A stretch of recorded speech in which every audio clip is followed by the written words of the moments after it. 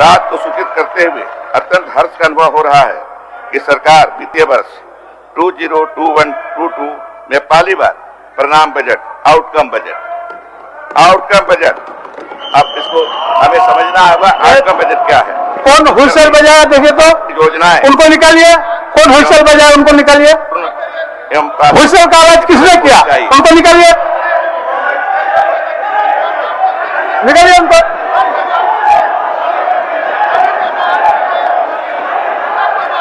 हुइसल कौन बजाया उनको निकालिए, पढ़िए मंत्री जी पढ़िए। और हमारी सरकार की इस अभिनव सोच ने हमें आगामी वित्तीय वर्ष से हुइसल बजा को निकालिए, कौन हुइसल बजा रहा है। परिणाम बजट तैयार करने के लिए प्रेरित किया है। परिणाम बजट एक ऐसा व्यय के पूर्व का अनुमान है जिससे व्यय के पश्चात लक्षित परिणाम को लोक दृष्टि में लाया जाएगा एवं वित्तीय संव्यवहार फाइनेंशियल ट्रांजैक्शन में पारदर्शिता एवं जवाबदेही तय होगी। हम इन तत्वों का भी आकलन कर सकेंगे कि बजट में किए गए प्रावधान का लाभ किस तरह से जनता तक पहुंच रही है। संप्रति 11 विभागों में 21 मांगों के लिए आउटकम बजट प्रस्तुत किया जा रहा है। आगामी वित्तीय वर्ष में अन्य विभागों को भी आउटकम बजट प्रस्तुत किया जाएगा। अध्यक्ष महोदय, सरकार का लक्ष्य नहीं, हुइसल बजाने वाला बर्दाश्त नहीं, हुइसल बजाने वाला बर्दाश्त नहीं। आप जो कर रहे हैं उतना तो ठीक है, अब इससे भी ऊपर करिएगा तो आसन को इतना बर्दाश्त करने की क्षमता नहीं है। जब अर्थव्यवस्था में व्यय करने का अवसर नित्य निर्मित हो, आज के कार्रवाई तक के लिए उनको निष्कासित कर दीजिए। हमारे बजटीय प्रावधान सतत विकास लक्ष्य सस्टेनेबल डेवलपमेंट गोल से भी प्रभावित है, जिसके तहत निर्धारित लक्ष्यों को भी प्राप्त करने में सफलता मिलेगी। अध्यक्ष महोदय, वित्तीय वर्ष 2021-22 के लिए मैं सदन के समक्ष राज्य का सकल बजट 91,217 करोड़ रुपए का अनुमान प्रस्तुत कर रहा हूं, जिसमें राजस्व व्यय के लिए 75,755 करोड़ 1 लाख रुपए एवं पूंजीगत व्यय के लिए 15,521 करोड़ 99 लाख रुपए का प्रस्ताव है। बजट में प्रावधानित सकल राशि को यदि प्रक्षेत्र के दृष्टिकोण से देखा जाए तो सामान्य प्रक्षेत्र के लिए 26,734 करोड़ रुपए 5 लाख, सामाजिक प्रक्षेत्र के लिए 33,625 करोड़ 72 लाख रुपए तथा आर्थिक प्रक्षेत्र के लिए 30,917 करोड़ 23 लाख रुपए उपबंधित किए गए।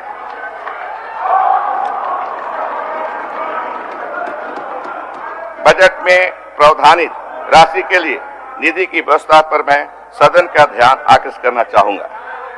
राज्य को अपने कर राजस्व से 23,265 करोड़ 42 लाख रुपए तथा गैर कर राजस्व से 13,500 करोड़ रुपए, केंद्रीय सहायता से 17,891 करोड़ 48 लाख रुपए, केंद्रीय करों में राज्य की हिस्सेदारी के रूप में 22,050 करोड़ 10 लाख रुपए, लोक ऋण से 14,500 करोड़ रुपए एवं उधार तथा अग्रिम की वसूली से करीब 70 करोड़ प्राप्त होने का अनुमान है। अध्यक्ष महोदय, अब मैं सदन को राज्य की आर्थिक स्थिति से अवगत कराना चाहूंगा। गत वर्ष 19-20 में झारखंड का विकास दर 6.7% था। इस वर्ष कोरोना महामारी के कारण देश एवं देश के अन्य राज्यों की तरह झारखंड के विकास दर में भी गिरावट आई है। वित्तीय वर्ष 2020-21 में देश के सकल घरेलू उत्पादन में 7.5% की गिरावट आई। वित्तीय वर्ष 2020-21 में देश के 50% रही। झारखंड में 6.9% की गिरावट का अनुमान है। राज्य सरकार के सतत प्रयासों में अब विकास दर पुनः पटरी पर आ चुकी है। दूरदर्शी नीतिगत सुधारों के फलस्वरूप वित्तीय वर्ष 2021-22 में विकास दर 9.5% होने का अनुमान है। प्रचलित मूल्य पर यह विकास दर 13.6% अनुमानित है। आगामी वित्तीय वर्ष 2021-22 में राजकोषीय घाटा 10,200 करोड़ 87 लाख रुपए होने का अनुमान है, जो कि आगामी वित्तीय वर्ष के अनुमानित जीएसडीपी का 2.83% है। अध्यक्ष महोदय, सदन के सहयोग से राज्य के विकास रथ को आगे लाने के लिए मैं वित्तीय वर्ष 2021-22 के बजट में विभिन्न क्षेत्रों में सरकार द्वारा तैयार किए गए महत्वपूर्ण प्रस्तावों को संक्षिप्त विवरण प्रस्तुत करता हूं। अध्यक्ष महोदय, हमारे राज्य की 75% आबादी कृषि एवं संबंधित क्षेत्र पर निर्भर है। कृषकों के लिए राज्य सरकार द्वारा झारखंड कृषि ऋण माफी योजना लाई गई है। फिर से सुनिए, कृषकों के लिए राज्य सरकार द्वारा झारखंड कृषि ऋण माफी योजना लाई गई। एक हमारे किसान झारखंड के किसान मांग करते रहे कि हम कर्ज के बोझ से लदे हुए हैं, हमारे लोन की माफी की जाए, लेकिन पिछली सरकार ने एक नहीं सुनी। लेकिन इस सरकार ने शुरू से ही तय कर लिया कि हम किसानों का ऋण माफ करते हैं। इस योजना का शुभारंभ दिनांक 1/2/2021 को आयोजित राज्य स्तरीय कार्यशाला में जामताड़ा जिले से किया गया। झारखंड कृषि ऋण माफी योजना अंतर्गत वित्तीय वर्ष 2021-22 में 1200 करोड़ का बजटीय उपबंध प्रस्तावित है। इसके अतिरिक्त कुछ नई योजनाएं भी लाई गई हैं। समेकित बिरसा ग्राम विकास योजना के तहत प्रत्येक जिले से ग्राम का चयन करते हुए बिरसा ग्राम के रूप में नामित किया जाएगा। इस योजना के अंतर्गत किसान सर्विस सेंटर की स्थापना कर कृषक समूह को प्रशिक्षित करते हुए कृषि के विभिन्न आयामों को जोड़ते हुए कृषकों को बाजार उपलब्ध कराया जाएगा। ये नई योजना है, इसको सुनना चाहिए आप सबों को, जिससे कृषकों की आय में बढ़ोतरी होगी। इस हेतु आगामी वित्तीय वर्ष 2021-22 में 61 करोड़ रुपए का उपबंध प्रस्तावित है।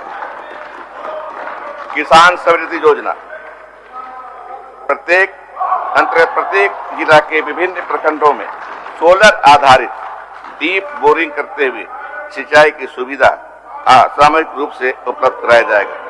इस हेतु आगामी वित्तीय वर्ष 2021-22 में 45.83 करोड़ रुपए का बजटीय उपबंध है।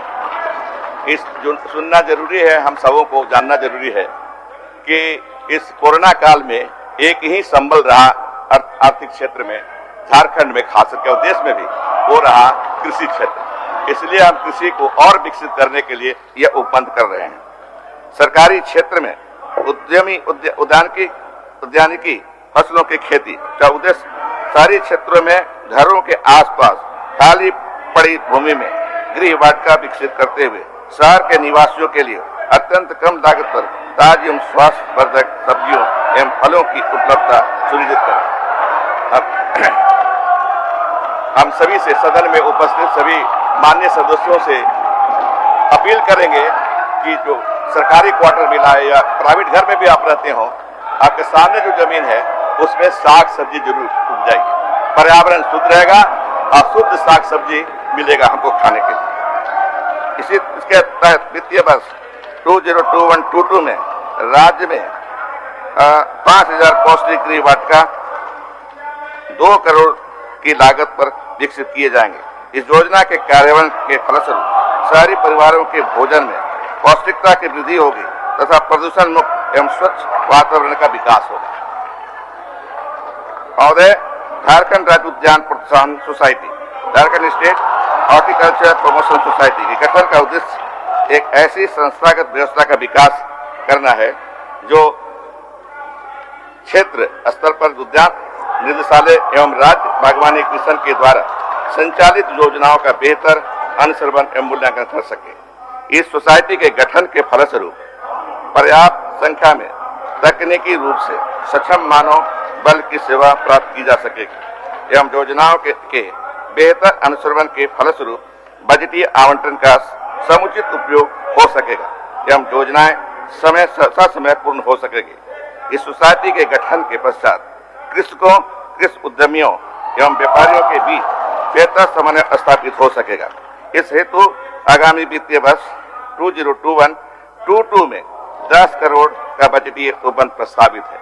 मैं अपील करूंगा